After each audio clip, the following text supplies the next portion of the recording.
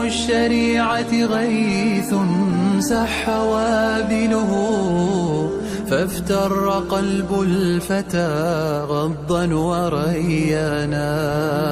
لله در امرئ أفنى شبيبته، يتلو ويحفظ إسنادا وقرآنا.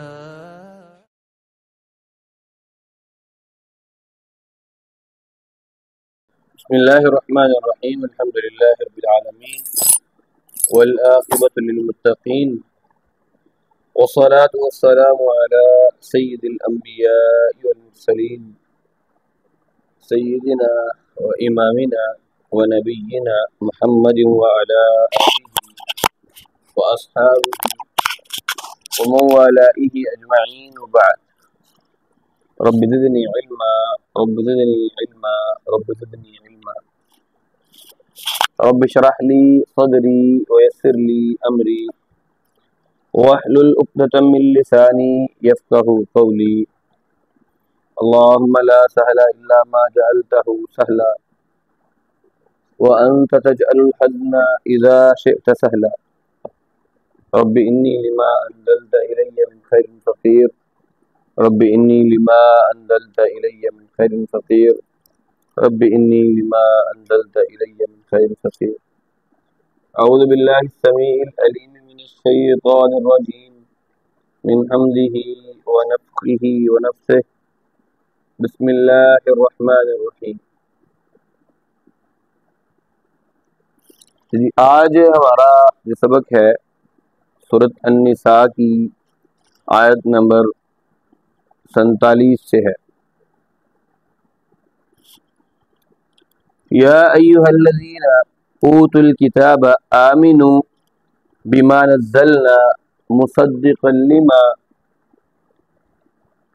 معکم من قبل ان نطمس وجوها فنردها على ادبارها او نلعنهم كما لعنا اصحاب السبت وكان امر اللہ مفعولا. اللہ تعالیٰ فرماتے ہیں یا ایھا الذین، اے وہ لوگو جو اوت الکتاب، جو کتاب دیے گئے ہو، آمنو، تم ایمان لے آؤ، بما نزلنا، جو ہم نے نازل کیا ہے، مصدقا لما، وہ تصدیق کرنے والا ہے اس کی جو معکم، تمہارے پاس ہے، من قبل، اس سے پہلے کہ ان نطمسا، کہ ہم مٹا دیں، وجوہن، بہت سے چہروں کو، فنردھا، اور پھر ان کو لوٹا دیں، الٹ دیں، علی ادبارہا، ان کی پیٹھوں کی طرف، ان کی پشتوں کی طرف، او نلعنہم، اور ہم لعنت کریں ان پر، کما لعنا، جیسے ہم نے لعنت کی تھی اصحاب السبت، ہفتے کے دن والوں پر. وکان امر اللہ، اور بے شک اللہ تعالیٰ کا حکم ہے، مفعولا، ہو کر رہنے والا. اللہ کا حکم ہو کر ہی رہنے والا ہے. اللہ تعالیٰ فرماتے ہیں اے لوگوں جو کتاب دیے گئے، یہود کے بارے میں بات کی گئی ہے. کیا وہ لوگوں جو کتاب دیے گئے ہو، ایمان لاؤ اس پر جو ہم نے نازل کیا ہے، اور اس کتاب، یہ کتاب ہر اس کتاب کی تصدیق کرتی ہے جو تمہارے پاس ہے، اس سے پہلے کہ ہم تمہارے چہروں کو مٹا دیں اور پھر ان کو ان کی پچھلی طرف الٹا دیں یا ان پر لعنت کریں، جیسے ہم نے ہفتے کے دن والوں پر لعنت کی تھی. اور اللہ تعالیٰ کا حکم ہے جو ہو کر ہی رہتا ہے. اب پچھلی آیات میں اللہ تعالیٰ نے جو یہود کے جو افعال ہیں، جو ان کے قبیح قسم کے فعل ہیں، ان کے بارے میں تذکرہ کیا تھا، تو انہی آیات میں آگے کنٹینیوسلی وہی والی بات کی جا رہی ہے یہود کے جو افعال ہیں ان کے بارے میں. تو پہلی چیز جو اس آیت میں بیان کی گئی، اللہ تعالیٰ نے ڈائریکٹلی یہاں پر یہود کو خطاب فرمایا ہے کہ جو کتاب ہم نے اپنے نبی محمد کریم صلی اللہ علیہ وسلم پر نازل کی ہے، یہ کتاب تمہاری کتاب تورات کی اور شریعت موسیٰ اس کی تصدیق کرنے والی ہے. لہذا تمہیں چاہیے کہ اس کتاب قرآن مجید پر ایمان لے آؤ اور حسد اور بغض اور سازشوں کا شکار نہ ہو. تم لگے ہو اپنی سازشوں میں، جبکہ یہ کتاب تمہاری کتاب کے بارے میں بھی جانتی ہے اور اس کی تصدیق کرنے والی ہے. اللہ تعالیٰ کے سامنے سجدہ ریز ہو جاؤ، اسی میں ہی تمہاری بھلائی اور خیر خواہی ہے. اگر تم اس پر ایمان نہ لائے تو تمہارے پروردگار تمہارے چہروں کو تمہارا پروردگار بگاڑ کر تمہاری آنکھوں کو تمہاری جو گدی ہے جو پچھلی طرف ہے اس پر لگا دیں گے اور تم الٹے پاؤں چلنے پر مجبور ہو جاؤ۔ اب کعب بن احبار ابو مسلم خلیلی کعب بن احبار کے استاد تھے، انہوں نے اللہ کے رسول صلی اللہ علیہ وسلم کی خدمت میں حاضری کی تاخیر کو ملامت کرتے رہے، کیونکہ وہ کہتے تھے کہ جاؤ، حتیٰ کہ کعب بن احبار ان کے بھیجنے پر مدینہ پہنچ گئے تاکہ وہ دیکھیں کہ کیا نبی کریم صلی اللہ علیہ وسلم کے پاس جو کتاب ہے یا آپ وہی نبی ہے جس کی صفات تورات میں لکھی ہوئی ہیں۔ جب وہ مدینہ پہنچے تو اس وقت اللہ کے رسول صلی اللہ علیہ وسلم اسی آیت کی تلاوت فرما رہے تھے۔ تو کعب بن احبار بیان کرتے ہیں کہ میں یہ آیت سننے کے بعد چہرے کے بگڑ جانے کے خوف سے فوراً پانی کی طرف گیا اور غسل کر کے مسلمان ہو گیا۔ تفسیر ابن ابی حاتم کے اندر جلد نمبر 3 اور صفحہ نمبر 51 پر یہ روایت موجود ہے۔ اب دنیا میں یہ اصول ہے کہ سنگین جرائم کی سزا بھی سنگین ہوا کرتی ہے، لہذا اللہ تعالیٰ نے یہود کو تنبیہ کرتے ہوئے یہ فرمایا کہ تم اپنے شدید اور خطرناک عزائم کی بنا پر اس سزا کے مستحق ہو جو زمانہ داؤدی میں اصحاب السبت یعنی ہفتے کے دن پر جو ان لوگوں نے نافرمانی کی تھی، اللہ نے ان کو ہفتے کے دن شکار کرنے سے منع کیا اور انہوں نے ہفتے کے دن کئی بہانے بنا کر شکار کرنا شروع کر دیا، تو ان نافرمانی کرنے والوں کی اللہ نے شکلیں تبدیل کر کے انہیں بندر بنا دیا تھا۔ لہذا تمہاری شکلوں کو تبدیل کر دیا جائے گا یا تم پر دوبارہ غلامی اور رسوائی مسلط کر دی جائے گی۔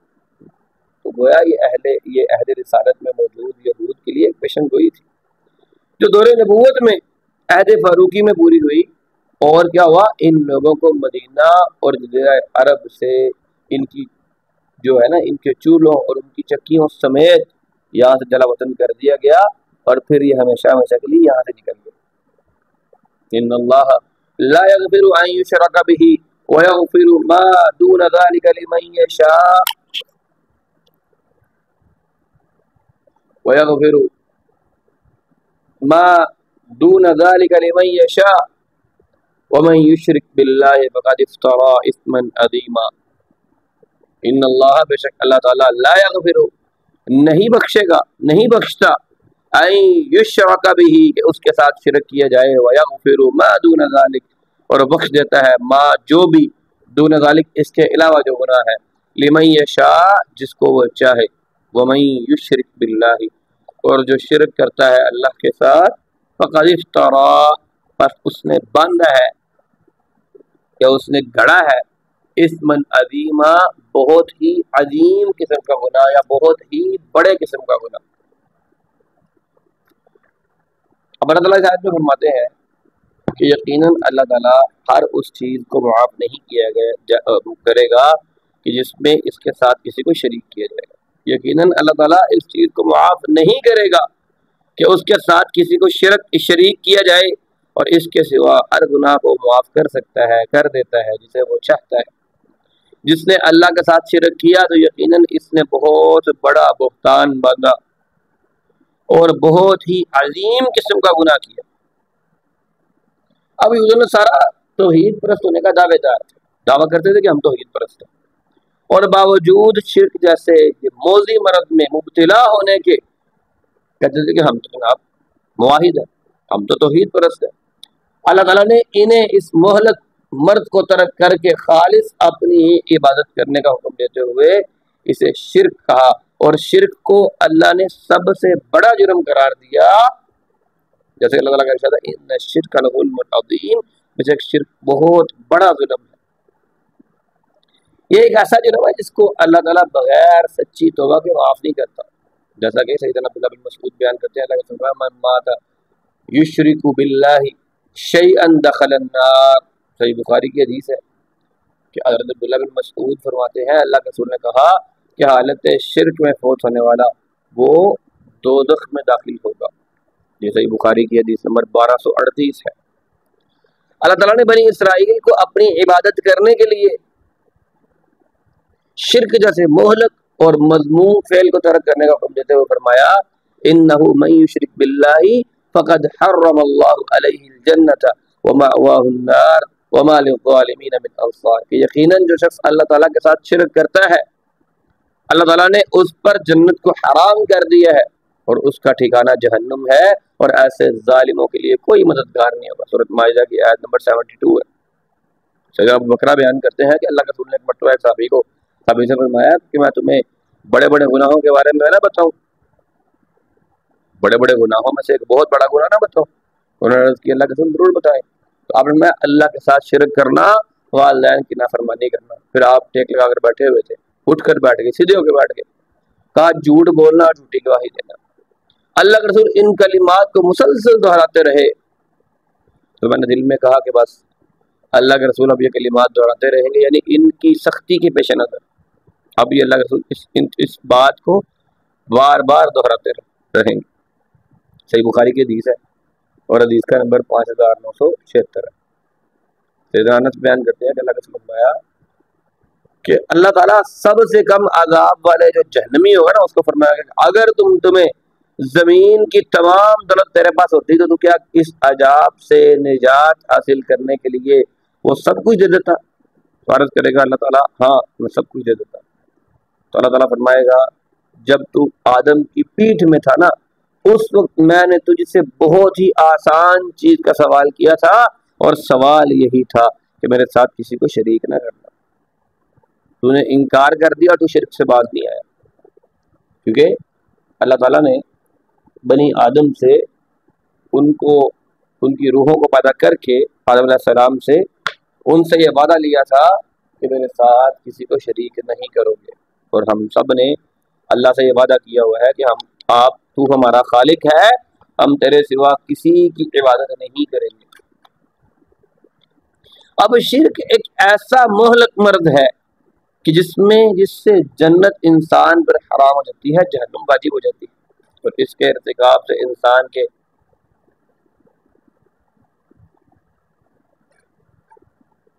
تمام نیک اعمال برباد اور ضائع ہو جاتے ہیں۔ اللہ تعالیٰ نے متعدد انبیاء کا ذکر کرنے کے بعد فرمایا وَلَوْ أَشْرَكُوا لَحَبِطَ عَنْهُمْ مَا كَانُوا يَعْمَلُونَ، کہ اگر یہ انبیاء بھی شرک کرتے تو ان کے بھی تمام اعمال ضائع ہو جاتے۔ سورۃ انعام کی آیت نمبر 88 ہے۔ اگر ایمان کے ساتھ شرک کی آمیزش ہو جائے تو ایسے انسان کے اعمال اس کو کوئی فائدہ نہیں پہنچا سکتے، کیونکہ اللہ تعالیٰ کی شرط یہی ہے الذین آمنوا ولم یلبسوا ایمانہم بظلم اولئک لہم الامن وہم مہتدون، کہ جو لوگ ایمان لائے اور اپنے ایمان کے ساتھ انہوں نے شرک کی آمیزش نہیں کی تو ایسے ہی لوگ ہیں جو ہدایت یافتہ ہیں، اور وہی اصل میں امن میں۔ اب اللہ نے شرک کی سنگینی بتائی اور اس کے بعد فرمایا وَيَغْفِرُ مَا دُونَ ذَلِكَ لِمَن يَشَاءُ، اللہ تعالیٰ کا اختیار ہے، لامحدود ہے، لیکن بعض امور میں اس نے ایسے فیصلے کیے ہیں جو کسی صورت تبدیل نہیں ہوتے، لہذا اس کے اختیارات اور اس کے فیصلوں میں فرق کرنا یہ بڑا ضروری ہے۔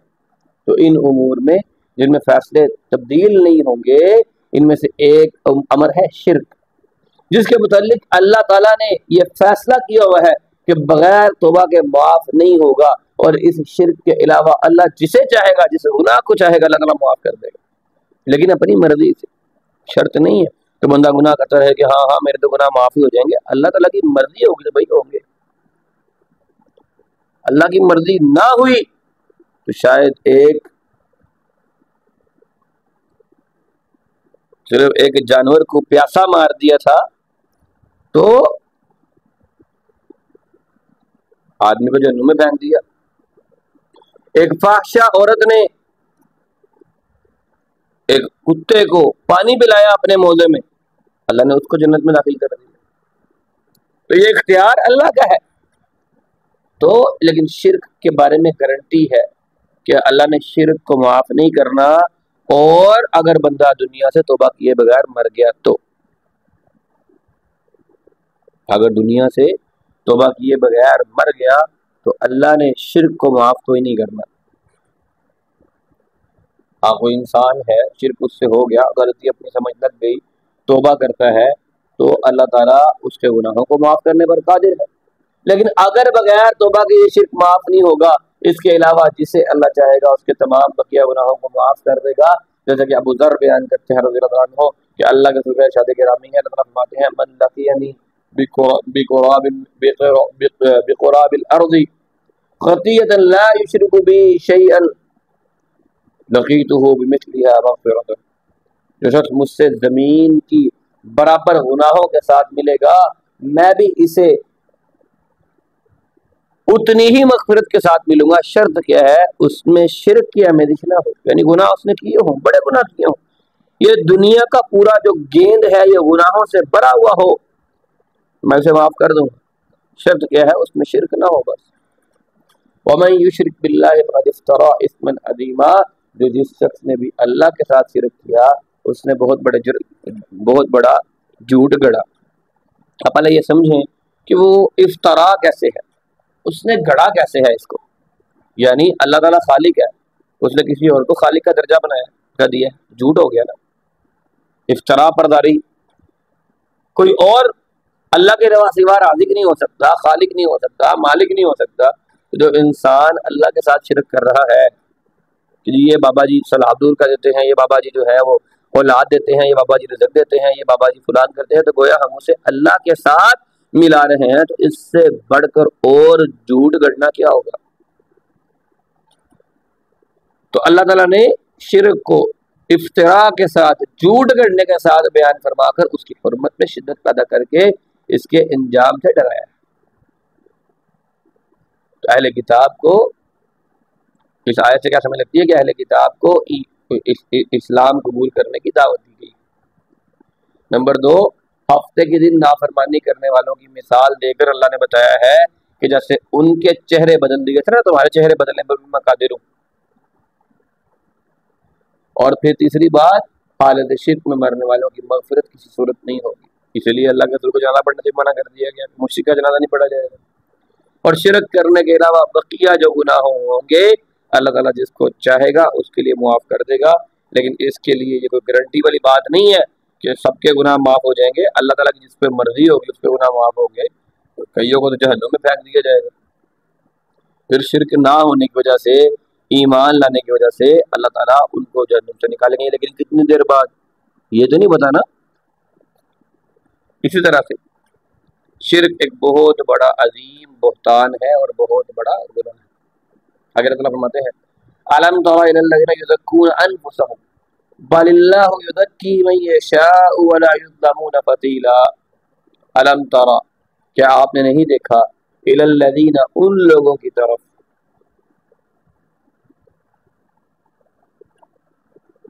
یزکون، جو پاکیزہ کہتے ہیں، پاک کہتے ہیں، انفسہم، اپنے آپ کو، بل اللہ، بلکہ اللہ تعالیٰ، یزکی، پاک کرتا ہے، من یشاء، جسے چاہتا ہے، ولا یظلمون، اور ان پر ظلم نہیں ہوگا، فتیلا، ایک دھاگے کے برابر بھی۔ اللہ تعالیٰ فرماتے ہیں کہ آپ نے ان لوگوں کی طرف نہیں دیکھا جو اپنے آپ کو پاک کو کہتے ہیں یا اپنے آپ کو پاک کہنے کا دعویٰ کرتے ہیں، اپنی پاکیزگی کو خود بیان کرتے ہیں، بلکہ اللہ تعالیٰ جسے چاہتا ہے اسے پاک کرتا ہے، اور ان پر جو ہے نا وہ ایک دھاگے کے برابر بھی۔ یہ دھاگے کی پتہ کون، فتیلہ کسے کہتے ہیں؟ فتیل کہتے ہیں، آپ نے اگر کھجور کی گٹلی دیکھی ہوئی ہو، کھجور کی گٹلی، اگر آپ جب ہم کھجور کھاتے ہیں تو گٹلی کے اندر جو لائن بنی ہوتی ہے اس میں ایک باریک سی پرت بھی ہوتی ہے، اور لائن کے اندر ایک دھاگے نما چیز بھی ہوتی ہے، اسے کہتے ہیں فتیل۔ اللہ کہتا ہے اتنا بھی گناہ نہیں، اتنا بھی ظلم نہیں کیا جائے گا، ہر ایک کو اس کے اعمال کا ہی بدلہ ملنا ہے، جو حشر اور نشر ہوگا نا اس کے اپنے رجسٹروں کے مطابق ہوگا، اللہ کسی پر ظلم نہیں کرے گا۔ اب پہلے تو اللہ تعالیٰ نے یہود کی عادات کا ذکر کیا، اور شرک کو اللہ نے انتہائی ناقابل معاف، انتہائی خطرناک اور ناقابل معاف جرم قرار دیا۔ ان آیات میں اللہ تعالیٰ نے یہ جو ہے نا ایسے لوگ جو خود کو بڑا عرفہ اور اعلیٰ سمجھتے ہیں اور لوگوں کو جناب بہت نیچا سمجھتے ہیں، یہ بھی یہود کی عادت ہے۔ یہود اپنے آپ کو بڑا اونچا خیال کرتے تھے، تو اللہ نے یہاں پر ان کی نفی فرمائی ہے۔ اللہ تعالیٰ نے انسان کو زہد اور تقوی اختیار کرنے کا حکم دیتے ہوئے اس پر فخر کرنا اور لوگوں کے سامنے اس کا اظہار کرنا اللہ تعالیٰ نے ممنوع قرار دیا، کیونکہ تقوی کا تعلق جو ہے انسانی دل کے ساتھ ہے۔ اس کی کیفیت کو سوائے اللہ کے کوئی نہیں جانتا. انسان کتنا متقی ہے کتنا متقی نہیں ہے، یہ دعویٰ کرنا انسان کو زیب دیتا ہے کہ انسان کہ جی میں بڑا متقی ہوں، میں بڑا پرہیزگار ہوں. انسان کو چاہیے کہ انسان کہے میں اللہ کا بندہ ہوں، جتنی توفیق ہوتی ہے اتنا عمل کرتا ہوں. اصل متقی تو وہ ہے جو اللہ کے ہاں متقی ہو، جسے اللہ متقی خیال کرے، متقی سمجھے. خود کو خود ہی متقی سمجھنے والا اللہ کے ہاں مجرم ہوگا. اور سب سے زیادہ ذلیل اور رسوا وہ شخص ہوگا، جیسے کہ عمر بن عطا رحمہ اللہ فرماتے ہیں کہ میں نے اپنی بیٹی کا نام برہ رکھا، نیکیوں کا مجسمہ. تو سیدہ زینب بنت ابی سلمہ رضی اللہ عنہ نے کہا کہ اللہ کے رسول نے یہ نام رکھنے سے منع فرمایا. کہنے لگی کہ میرا نام بھی برہ رکھا گیا. تو آپ نے فرمایا لا تزکوا انفسکم اللہ اعلم باہل البر منکم، اپنے نفسوں کو پاکیزہ مت قرار دو، اللہ تعالیٰ ہی اہل خیر کو اور نیکی کرنے والے کو خوب جانتا ہے. تو عرض کیا گیا کیا نام رکھے پھر؟ تو سیدہ زینب بنت ابی سلمہ نے کہا اس کا نام زینب رکھو. اللہ اکبر. ہمارے کہتے ہیں یہ نام کیوں رکھنا جی، یہ تو فلاں کا بھی ہے، یہ تو فلاں کا بھی ہے، اور ایسے ایسے نام رکھتے ہیں. کل ایک نام پوچھنے کے لیے سوال آیا کہ ذوالرحمہ نام رکھ سکتے ہیں؟ قرآن مجید کی فلاں والی صورت میں آیت نمبر 18 میں آیا ہے. اب انہوں نے کوئی ٹائم دیکھ کے اس ٹائم کے مطابق آیات کو گن کے کچھ حساب لگا کے نکالا ہوگا. آگے سے مولوی صاحب نے منع کر دیا، کہا نہیں رکھ سکتے. میں نے کہا جی نہیں، ذوالرحمہ کوئی نام نہیں ہے. آپ ذوالرحمہ کہتے اکیلے زو پر آ جائیں گے. تو بچے کا نام چڑیا گھر رکھنا ہے آپ نے، اور اللہ کے بندو نام رکھنا ہے بامعنی با مطلب رکھو، کسی بڑی شخصیت کے ساتھ رکھو، اللہ تعالیٰ تمہارے لیے آسانیاں کرے. اور تم لوگ جو ہے وہ کیا کر رہے ہو؟ کیوں تم لوگوں کو سمجھ نہیں آتی کہ بچوں کے نام جو ہے وہ مفید اور بامعنی رکھنے ہیں، مطلب کے ساتھ رکھنے. تو اللہ کے رسول نے فرمایا لا تزکو فلا تزکو انفسکم، یہ فرما کر اللہ تعالیٰ نے، اللہ کے نبی نے یہ بتا دیا کہ تم تقوی کے دعوے دار نہ بنو، کیونکہ کسی انسان کا متقی یا غیر متقی ہونے کا علم صرف اللہ تعالیٰ کی ذات کے پاس ہے. لہذا انسان کو ہر حال میں اللہ سے ڈرتے ہوئے نیک اعمال کرتے رہنا چاہیے، برائی سے بچنا چاہیے، اور اللہ تعالیٰ سے ہمیشہ پناہ مانگتے رہنا چاہیے. یہ فخر سے، یہ اس طرح کی چیزوں سے، اور توفیق کرنی چاہیے، کیونکہ توفیق اللہ کے رسول نے جنت کے خزانوں میں سے ایک خزانہ قرار دیا. عبداللہ بن قیس بیان کرتے ہیں کہ اللہ کے رسول نے فرمایا میں تجھے ایسا کلمہ نہ بتاؤں جو جنت کے خزانوں میں سے ایک خزانہ ہو. تو میں نے عرض کیا اللہ کے رسول ضرور بتائیے، کیوں نہیں؟ اب فرمایا لا حول ولا قوت الا باللہ، جنت کے خزانوں میں سے ایک خزانہ ہے کہ اللہ کے سوا کوئی طاقت اور کوئی قوت نہیں.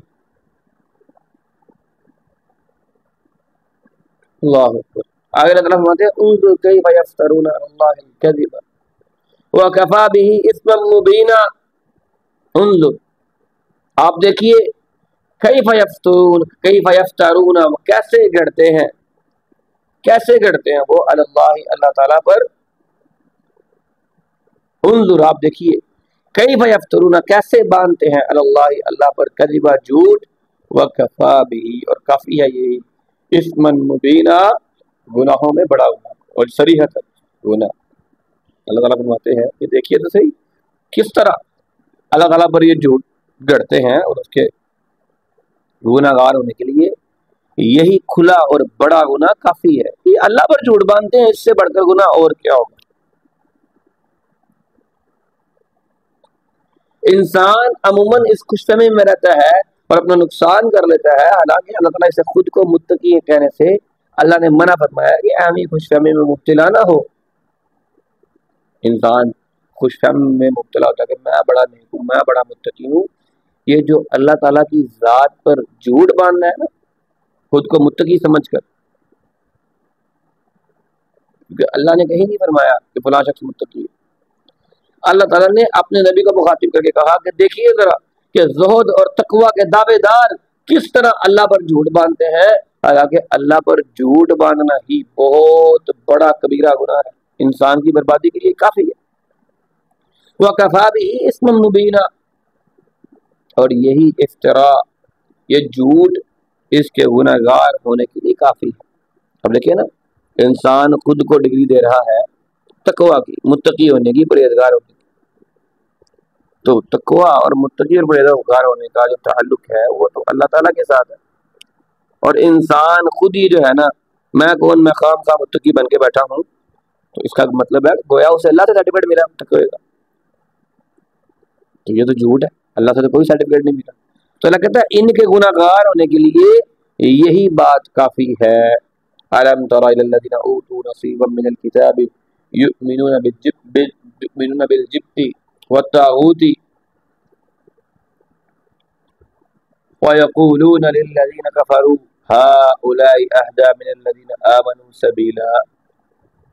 علم ترا کہ آپ نے نہیں دیکھا الذین ان لوگوں کو جن کو اوتو نصیباً وہ ایک حصہ دیا گیا تھا من الکتاب کتاب میں سے، یؤمنون جو مانتے ہیں بالجبتی بتوں کو، والطاغوتی اور شیطان کو، ویقولون اور کہتے ہیں للذین ان لوگوں کو جنہوں نے کفروا کفر کیا، ہؤلاء یہی ہیں وہ، اہدا زیادہ ہدایت والے، من الذین ان لوگوں سے جو آمنو جو ایمان لائے، سبیلا راستے کے لحاظ سے.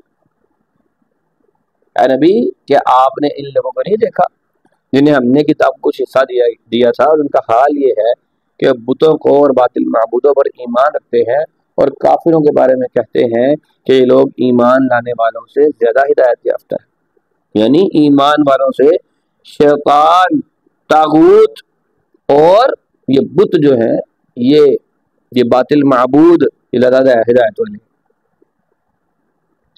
اے نبی کہ آپ نے ان لوگوں کی طرف دیکھا نہیں جن کو اللہ نے کتاب الہی دی، تورات اور انجیل دی، ان کو نوازا، اور انہوں نے اس قدر عظیم نعمت ملنے کے باوجود بھی بتوں پر یہ لوگ ایمان لائے، شیطانوں پر یہ لوگ ایمان لائے اور اللہ کی کتاب کا انکار کر دیا. اب جبت کہتے ہیں اور طاغوت کیسے کہتے ہیں؟ تو مفسرین کیا کہتے ہیں اس بارے میں؟ سیدنا عمر بن خطاب رضی اللہ تعالیٰ عنہ یہ فرماتے ہیں کہ جبت سے مراد جادو اور طاغوت سے مراد شیطان ہے. صحیح بخاری کی حدیث ہے.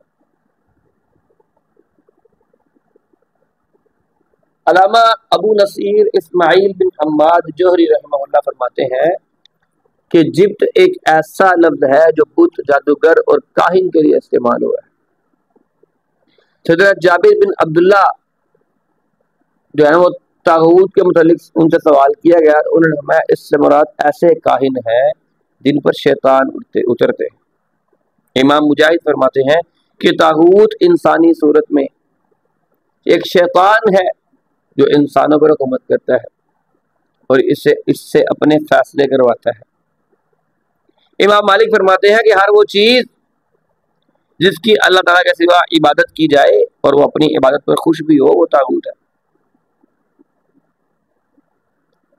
اور وہ کہتے کیا ہے؟ یقولون للذین کفروا ہؤلاء اہدی من الذین آمنوا سبیلا، کہ یہود یہ جو متعدد برے قسم کے جو ان کے خصائل تھے نا، ان میں سے ایک خصلت کفار کو مسلمانوں پر فضیلت دینا تھی.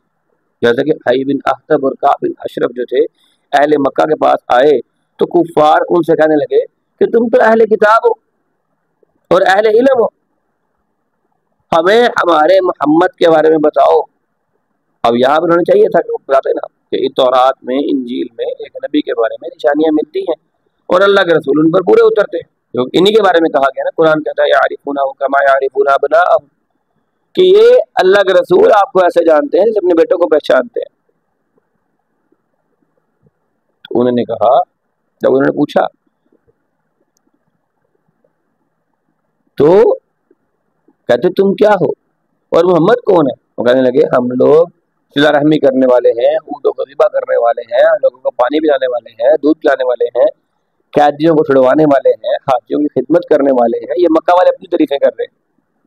اور اللہ کے رسول محمد صلی اللہ علیہ وسلم کون ہے؟ انہوں نے رشتہ داریوں کو توڑ دیا، ہمارے معبودوں کا انکار کیا، ہمارے حاجیوں کی چوری کرنے والے خاندان بنو غفار کے لوگوں نے اس کی پیروی کی. تو انہوں نے جواب دیا کہ محمد جو ہے نا وہ تم سے بہتر اور سیدھے راستے وہ یعنی انہوں نے کہا کہ یہ بنو غفار کے لوگوں نے بھی اس کی پیروی کر لی.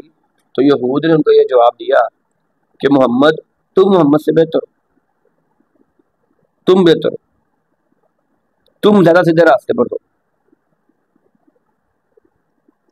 اب یہاں یہود نے اہل ایمان کے ساتھ اپنے بغض کا اور اپنی جو حسد تھا نا اس کا اظہار کیا کہ مشرکین کے ساتھ اور دشمنان اسلام کے ساتھ محبت کی اور ان کی خوشامد کر کے اس بات کا پکا کر دیا کہ کافروں کی لڑائی مسلمانوں کے ساتھ ضرور ہو.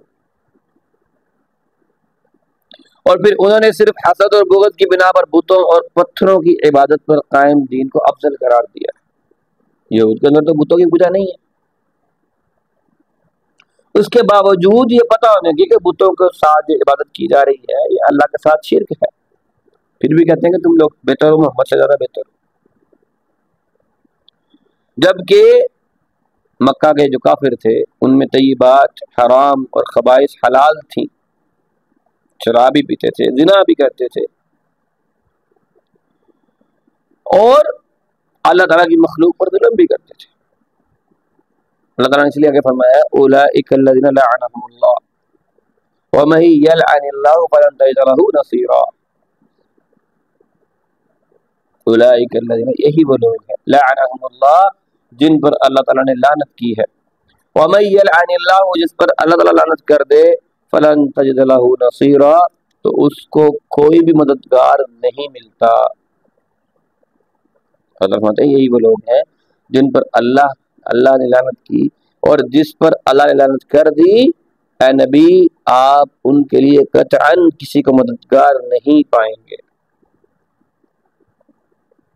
اللہ تعالیٰ نے توحید سے پہلو تحقیق اختیار کرنے پر اور مخلوق کے ساتھ حسن سلوک اور عدل و انصاف نہ کرنے اور ہر خبیث چیز کو اختیار کر کے راہ حق سے دور رہنے والوں کو اپنی لعنت کا مستحق قرار دیا. اور یہ تمام اوصاف یہود میں موجود تھے، اسی لیے اللہ تعالیٰ نے ان کے متعلق فرمایا کہ یہی وہ لوگ ہیں جن کو اللہ تعالیٰ نے اپنی رحمت سے دور کر کے سزا کا مستحق بنایا ہوا ہے. وَمَن يَلْعَنِ اللَّهُ فَلَن تَجِدَ لَهُ نَصِيرًا، جس پر اللہ تعالیٰ لعنت کر دے اے نبی آپ اس کے لیے کوئی مددگار نہیں پائیں گے. جیسا کہ مدینہ منورہ میں کچھ یہود مدد کے حصول کے لیے مشرکین مکہ کے پاس گئے اور حسب وعدہ غزوہ احزاب کے دن ان کی مدد کے لیے پوری قوت کے ساتھ وہ لوگ آئے، اور ادھر اہل ایمان کے ساتھ باہمی مشاورت کر کے اللہ کے رسول نے خندق کھود دی مدینہ کی گرد. اللہ تعالیٰ نے اپنی رحمت اور اپنے فضل و کرم کے ساتھ اہل ایمان کو ان کے شر سے محفوظ رکھا. لیکن جب بعض یہود کو مدینہ میں قتل کیا گیا، بعض کو جلا وطن کیا گیا، تو لعنت باری تعالیٰ کی تمام وہ اللہ تعالیٰ کی لعنت کی وجہ سے تمام تر اچھائیوں سے محروم ہو. اللہ نے اہل ایمان کو بچایا کیونکہ اللہ تعالیٰ ملعون کو اپنی رحمت سے اور مدد سے محروم رکھتا ہے. تو ملعون کے یہاں پر کون تھے؟ یہود ملعون تھے، یہود لعنتی تھے. اللہ نے ان کو مسلمانوں کے ہاتھوں ان کی اچھی طرح بینڈ بجوائی، نکال دیے گئے یہاں سے، وہ خیبر سے بھی نکالے گئے، مدینے سے بھی نکالے گئے. جب انسان اللہ تعالیٰ کی رحمت سے دور ہو جاتا ہے، اللہ کی لعنت اس پر پڑ جاتی ہے تو محروم کر دیا جاتا ہے. ظاہری اسباب ہونے کے باوجود سوائے ذلت اور رسوائی کے سے کچھ بھی نہیں ملتا. ام لہم نصیب من الملک فإذا لا يأتون الناس نقیرا. ام لہم، کیا ان کا نصیب، ان کو حصہ ہے، من الملک سلطنت میں، بادشاہت میں، فإذا لا يأتون تو پھر یہ نہ دے الناس لوگوں کو نقیرا ایک تل کے برابر بھی. اللہ نے یہ بھی یہود کی خصلت بتائی ہے کہ اللہ تعالیٰ کی بادشاہت میں ان کا کوئی حصہ ہے. اگر تو ان کا کوئی حصہ ہے تو پھر تو یہ لوگوں کو تل برابر بھی کوئی چیز نہیں دیں گے. کمینے لوگ ہیں، اللہ کہتا ہے ان کی بادشاہت تھوڑی ہے. اللہ تعالیٰ نے یہود کی ایک اور بری عادت یعنی بخل، کنجوسی کا تذکرہ کیا ہے. ام لہم نصیب من الملک، اللہ نے سوالیہ انداز میں فرمایا کیا ان کے پاس کوئی حکومت ہے، کوئی اختیار ہے ان کے پاس کہ جسے چاہیں گے نوازیں گے، جسے چاہیں گے محروم کریں گے. فَإِذَا لَا يَأْتُونَ النَّاسَ نَقِيرًا، اگر ان کے پاس کوئی ایسی طاقت ہوتی، کوئی حکومت ان کے پاس ہوتی، کوئی بادشاہت ان کے پاس ہوتی، اللہ کی بادشاہت میں ان کا کوئی حصہ ہوتا، تو یہ تو ایسے لوگ ہیں، یہ تو پھر اہل ایمان کو، اللہ کے رسول کو ہر قسم کی بلائی سے، نیکی سے، خیر محروم کر دیتے. یہ تو اللہ کا فضل ہے کہ اللہ تعالیٰ ایمان والوں کو اپنی نعمتوں سے نواز رہا ہے، ورنہ تو یہود ان کے ہاتھ میں ہوتا تو یہ تو کسی کو تل برابر کوئی چیز نہ دیتے. ٹھیک ہے، اللہ تعالیٰ فرماتے ہیں قُلْ لَوْ أَنْتُمْ تَمْلِكُونَ خَزَائِنَ رَحْمَةِ رَبِّي إِذًا لَمَسَّكْتُمْ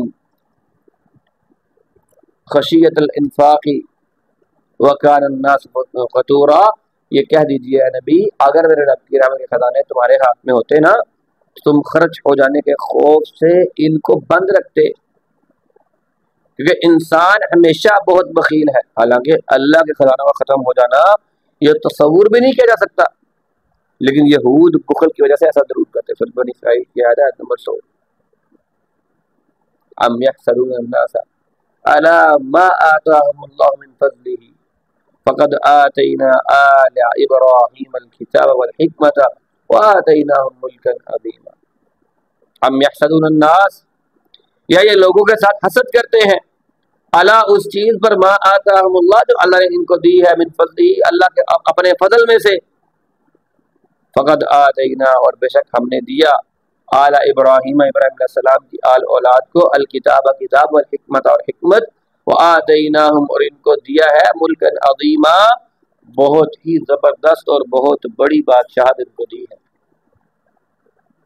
اللہ تعالیٰ فرماتے ہیں یا وہ اس چیز کے ساتھ حسد کرتے ہیں جو اللہ تعالیٰ نے لوگوں کو اپنے فضل سے عطا فرمائی ہے، اور یقیناً اس سے پہلے ہم نے آل ابراہیم کو کتاب، حکمت اور بہت بڑی بادشاہت عطا فرمائی تھی. اب یہود پر اللہ تعالیٰ نے بے شمار اور بے حساب اپنا فضل فرمایا، بے شمار نعمتوں سے نوازا، لیکن اپنے بغض اور اپنی اعناد کی وجہ سے یہ مسلمانوں کے ساتھ حسد کرتے ہیں.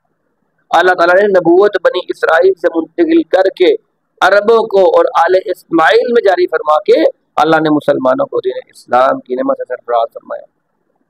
اب چونکہ جو عرب کا دور تھا، دور جاہلیت، اس میں منتشر ایک دوسرے کے خون کے پیاسے تھے یہ لوگ. یہود اسی وجہ سے ان پر اپنی علمیت کا سکہ جمانے کے ساتھ ساتھ اپنی اقتصادی برتری بھی قائم رکھے ہوئے تھے. اکثریت تو یہود جو تھے نا، لوگوں کو پیسے دے کے ادھار پر، سود پر، ان کو اپنے نیچے لگا کے رکھا ہوا چل رہا.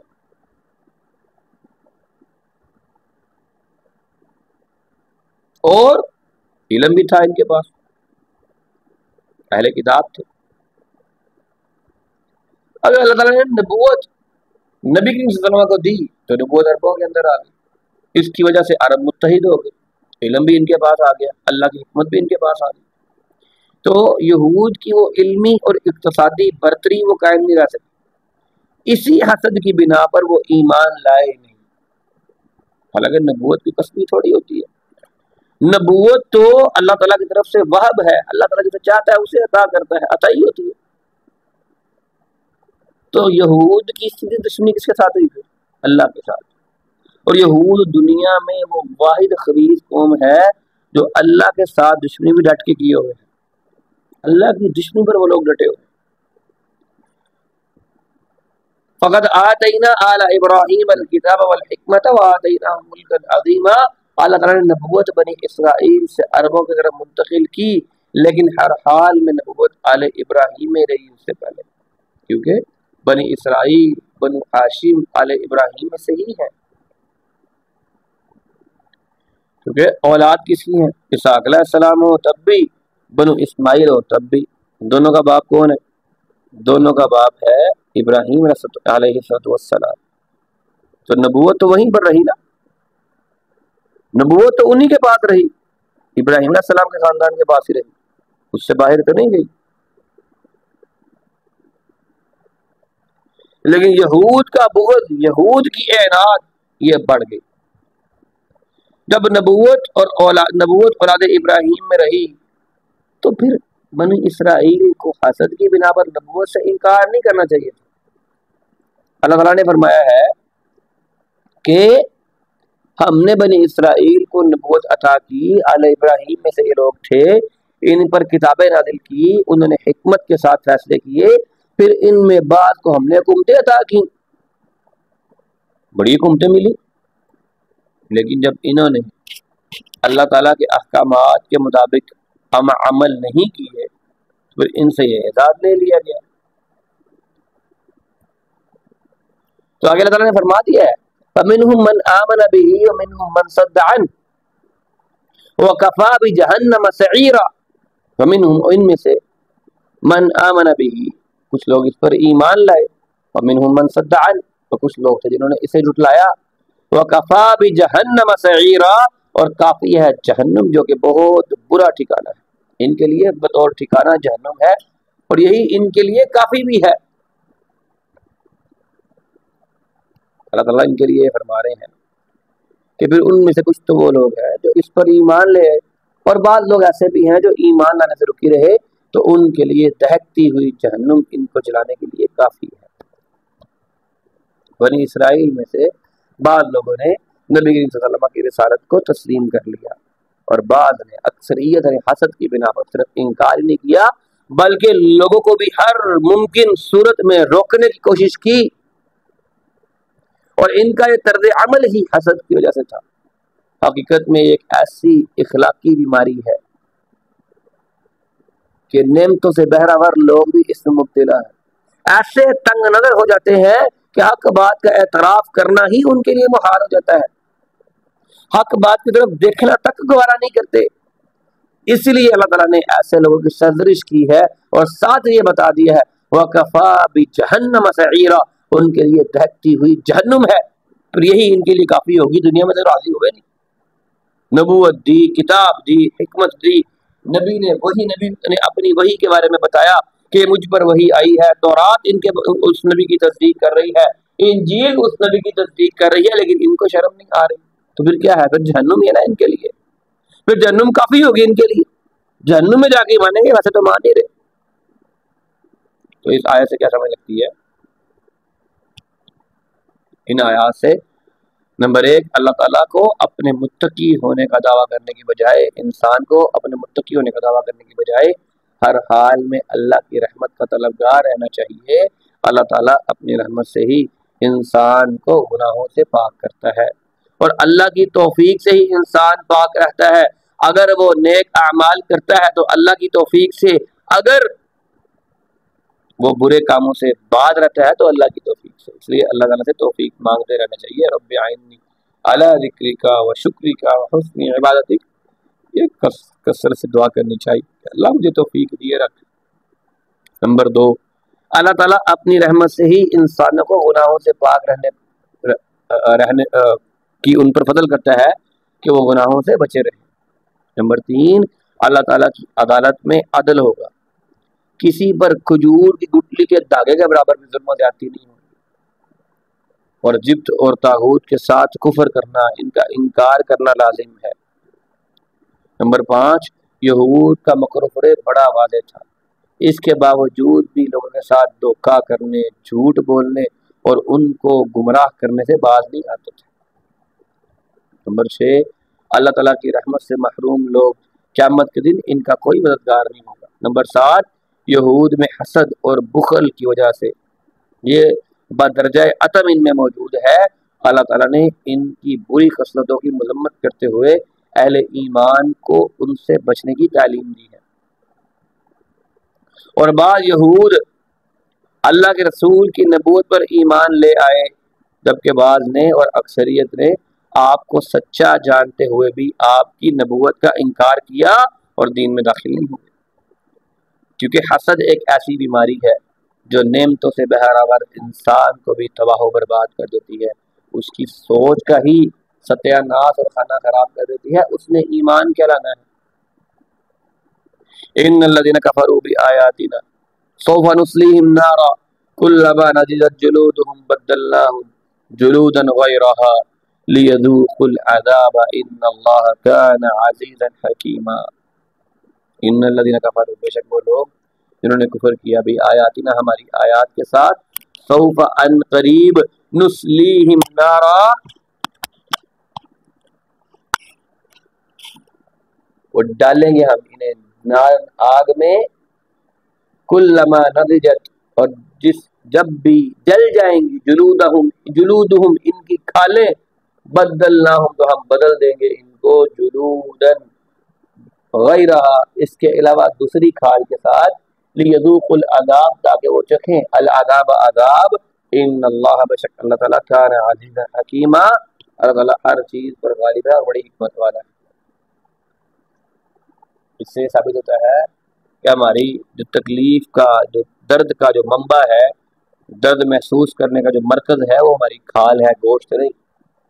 اس بات پر ایک فرانس کے یا کینیڈا کے سائنسدان نے 23 سال لگا کے محنت کر کے اس نے یہ نتیجہ نکالا، لیکن جب اس نے اپنے مسلمان ساتھی کو بتایا تو اس نے کہا کہ ہمارے تو قرآن میں یہ پہلے سے ہی موجود ہے، کیونکہ اللہ تعالیٰ نے پہلے ہی کہا ہے کہ جب جہنمیوں کی کھالیں جل جائیں گی تو ہم ان کی کھالوں کو تبدیل کر دیں گے، کھالوں کو تبدیل کر دیں۔ کیوں؟ تاکہ یہ عذاب کا مزہ چکھ سکے۔ کھال جل جائے گی پھر کھال دوبارہ جو ہے وہ جناب نہیں آ جائے گی تو پھر جلن شروع ہو جائے گی نا۔ ہمارے پنجابی میں کہتے ہیں کہ 100 جوتیاں مار کے گنتی پھر 0 سے شروع۔ یہی جہنمیوں کے ساتھ ایسے ہی ہوگا کہ بے شک جن لوگوں نے ہماری آیات کا انکار کیا ان قریب ہم انہیں سخت آگ میں ڈال دیں گے، جب ان کی کھالیں گل جائیں گی سڑ جائیں گی تو ہم ان کے علاوہ دوسری کھالوں کے ساتھ بدل دیں گے تاکہ وہ عذاب چکھتے رہیں، اور بے شک اللہ تعالیٰ ہمیشہ سب پر غالب ہے، کمال حکمت والا ہے۔ اللہ اکبر۔ اب پہلے اللہ تعالیٰ نے یہود کے انکار اسلام کی وجہ بتائی کہ یہ حسد اور بغض کی بنا پر ان لوگوں نے ایسا کیا ہے، اور ان آیات میں اللہ تعالیٰ نے عام اصول کے مطابق اسلام قبول کرنے والوں کی جزا اور انحراف کرنے والوں کی سزا بیان کی کہ کوئی بھی ہوگا جس نے بھی ہماری آیات کا انکار کیا ہے، ان الذین کفروا بآیاتنا سوف نصلیہم نارا، اللہ تعالیٰ نے اسلام کے ساتھ کفر کرنے والے اور جھٹلانے والوں کی سزا بیان کرتے فرمایا ہے کہ ہم ان کو جہنم کی ایسی آگ میں داخل کریں گے جو ان کے جسموں کو جلا دے گی اور یہ اس آگ میں ہمیشہ رہیں گے۔ کلما نضجت جلودهم بدلناهم جلودا غیرها لیذوقوا العذاب ان اللہ کان عزیزا حکیما، جب ان کی کھالیں جلس جائیں گی جل جائیں گی تو ہم ان کے بدلے انہیں اور کھالیں دے کر عذاب میں مبتلا کر دیں گے تاکہ وہ ہمیشہ کا جو عذاب ہے اس کا مزہ چکھتے رہیں۔ حضرت عبداللہ بن عمر فرماتے ہیں کہ ان کی کھالوں کے جل جانے کے بعد انہیں کاغذ کی طرح نرم اور نازک اور سفید کھالیں دی جائیں گی۔ تفسیر طبری کے اندر جلد نمبر 7 میں سوال نمبر 163 پر یہ اثر موجود ہے، اور امام حسن بصری رحمہ اللہ فرماتے ہیں کہ ایک دن میں 70,000 مرتبہ ان کی کھالیں جلیں گی، اور ان کی کھالوں کے جل جانے کے بعد جہنم ان کے گوشت کو بھی کھا لے گی، پھر کہا جائے گا کہ اب تم پھر پہلی حالت میں لوٹو، وہ پہلی حالت میں لوٹ آئیں گے، یعنی ان کی کھالیں واپس آ جائیں گی، گوشت واپس آ جائے گا، اور پھر ان کے جلنے کا سلسلہ شروع سے شروع ہو جائے گا۔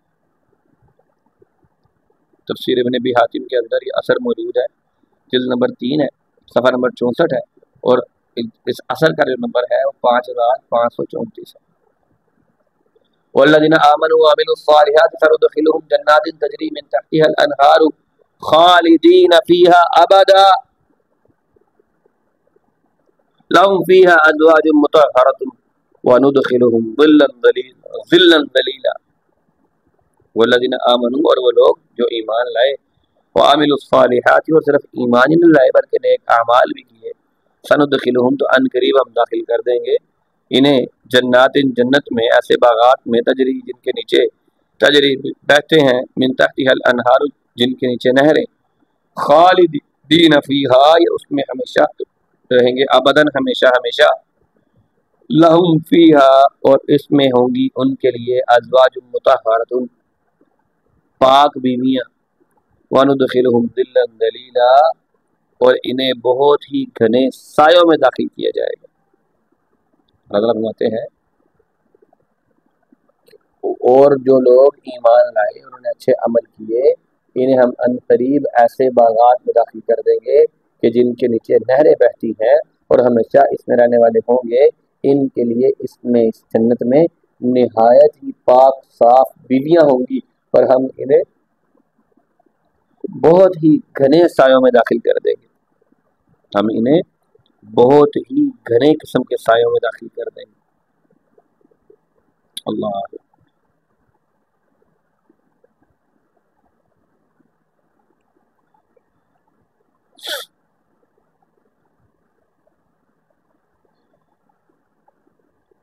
اللہ تعالیٰ اہل ایمان اور اعمال صالحہ کرنے والوں کو اللہ تعالیٰ فرماتے ہیں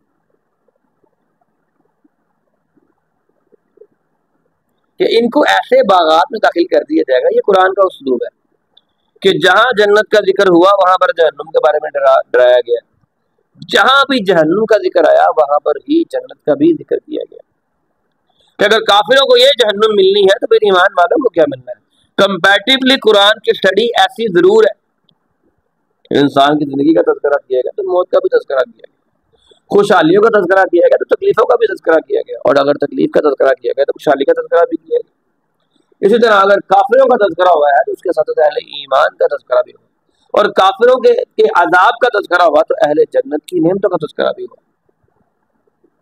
تو اللہ تعالیٰ اہل ایمان کے بارے میں یہ فرما رہے ہیں, اعمال صالحہ کے بارے میں یہ فرما رہے ہیں, کرنے والوں کے بارے میں, کہ ان کو اللہ تعالیٰ ایسے باغات میں داخل کر دے گا جن میں نہریں چلتی ہوں گی. ان باغات میں یہ کوئی عارضی طور پر نہیں رہیں گے بلکہ ہمیشہ ہمیشہ رہیں گے, اور جہاں چاہیں گے وہاں رہیں گے. جس چیز کا ارادہ کریں گے وہ انہیں میسر آئے گی. یہاں سے وہ کبھی بھی نکلنے کا ارادہ نہیں کریں گے اور نہ ہی ان کو یہاں سے نکالا جائے گا. لہم فیہا ازواج مطہرہ, اور جنتی لوگوں کے لیے بالکل پاک صاف بیویاں ہوں گی. اس کے بارے میں مفسرین نے یہ بھی کہا ہے کہ حیض سے پاک, نفاس سے پاک, بول و براز سے پاک یعنی پیشاب پخانے سے بھی پاک, اس ہر قسم کی نجاست سے پاک بیویاں ہوں گی.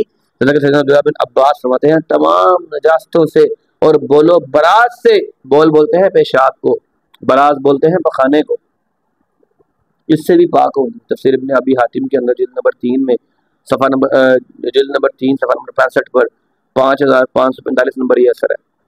اور عطا بن اور امام عطا اور حسن اور ضحاک اور نخی اور جناب ابو صالح عطیہ اوفی اور صدی رحمہ اللہ بھی سیدنا عباس کی عبداللہ بن عباس کی طرح کہتے ہیں, جبکہ امام مجاہد فرماتے ہیں کہ وہ بول براز اور حیض اور بلغم اور تھوک اور منی اور بچے پیدا کرنے سے بھی پاک ہوں گی. انہیں کسی قسم کی کوئی تنگی پریشانی آنی نہیں ہے طہارت کے حوالے سے.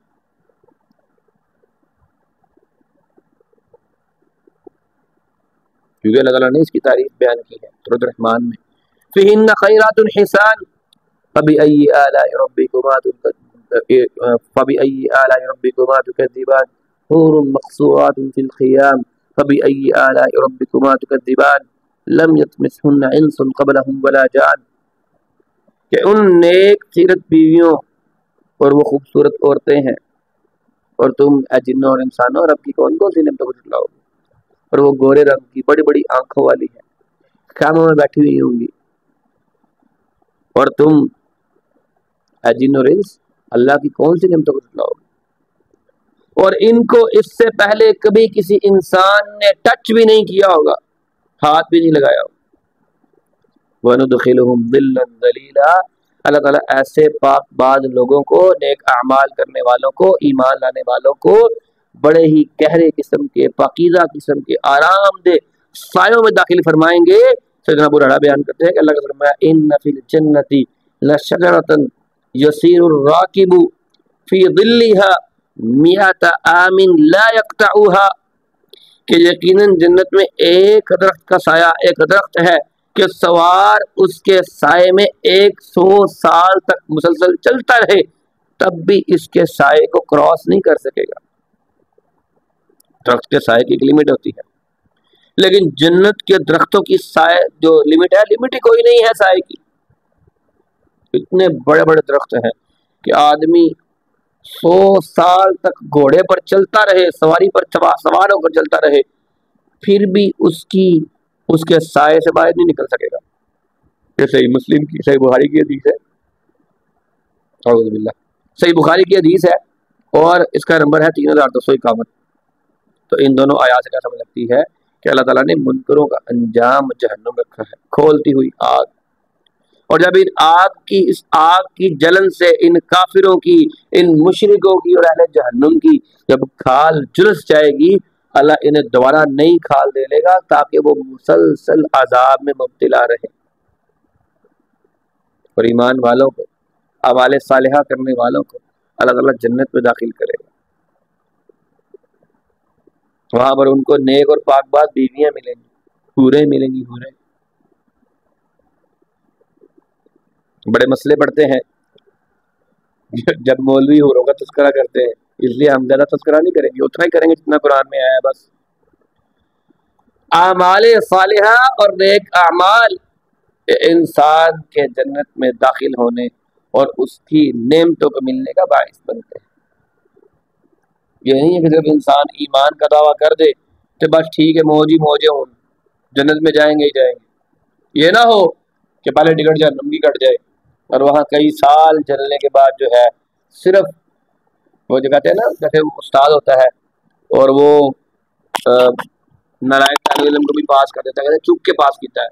یہ نہ ہو کئی سال جہنم میں جلنے کے بعد جو ہے وہ ہم جنت میں جائیں. اس سے بہتر اللہ تعالیٰ ہمارے اعمال کو قبول کر لے، ہمیں نیکی کی توفیق دے.